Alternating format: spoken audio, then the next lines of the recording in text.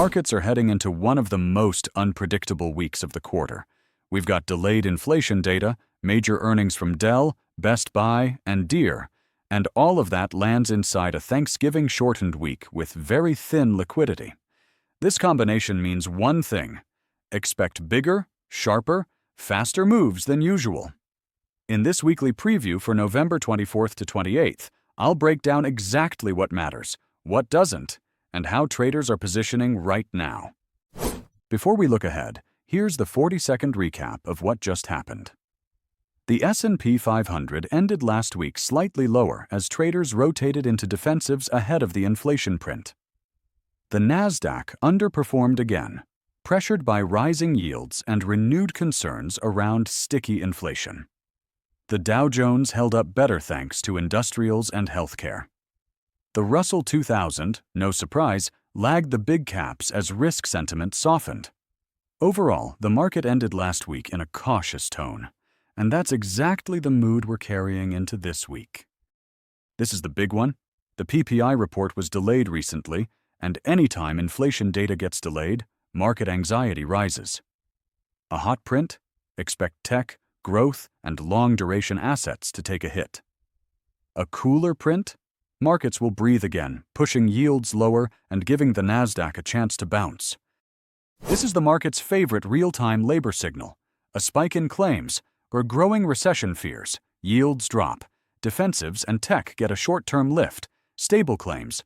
The Fed stays cautious, and rate cut expectations shift later. The Fed's communication this week matters more than usual. We're in the middle of a debate between hawks who warn inflation progress is stalling, doves who see slowing consumer demand. Any Fed comment that pushes cuts further out will hit the Nasdaq first. Thanksgiving week is historically low volume. Thin liquidity means larger intraday swings, unexpected morning gaps, whipsaw moves around headlines. This applies especially on Wednesday afternoon and Friday's half-day session. Even though it's a short week, earnings are still meaningful. Monday, Zoom, corporate demand, enterprise churn, AI features, market sentiment for software. Keysight, always a sneaky tell for tech hardware and semiconductor demand. Tuesday, big day, Best Buy, Abercrombie, Alibaba, analog devices. Dell after hours. Tuesday is the most important earnings session of the week. Dell is the headline event. Their commentary on AI servers, memory pricing. Corporate IT budgets will influence semiconductors, hardware, and even cloud plays. Wednesday. Deere, critical for industrials, construction, and equipment cycles.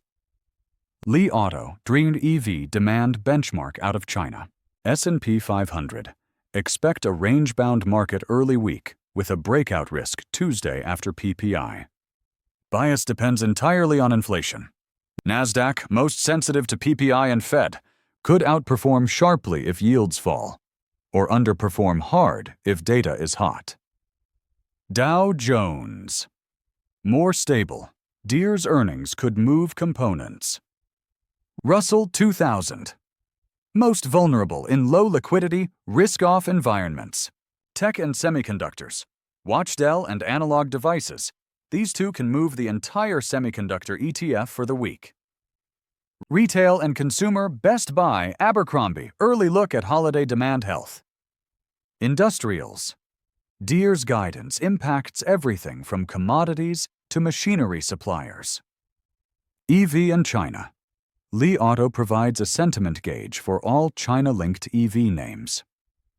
Defensives. If PPI is hot or Fed speakers lean hawkish, utilities and healthcare outperform.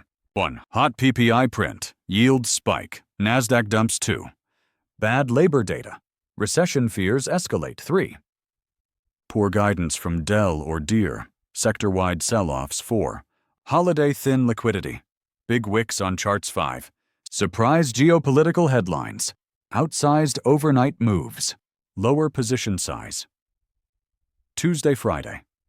Be careful with options. Spreads widen in holiday weeks. Avoid oversized positions into Dell earnings. Don't chase big moves in low liquidity. Focus on reaction, not prediction, especially around PPI. If you want fast, clear breakdowns of the markets before anyone else sees the full picture, hit like, subscribe, and turn on notifications so you never miss the daily recaps and weekly outlooks. Drop a comment below. Bullish or bearish this week? Let's see what the community thinks.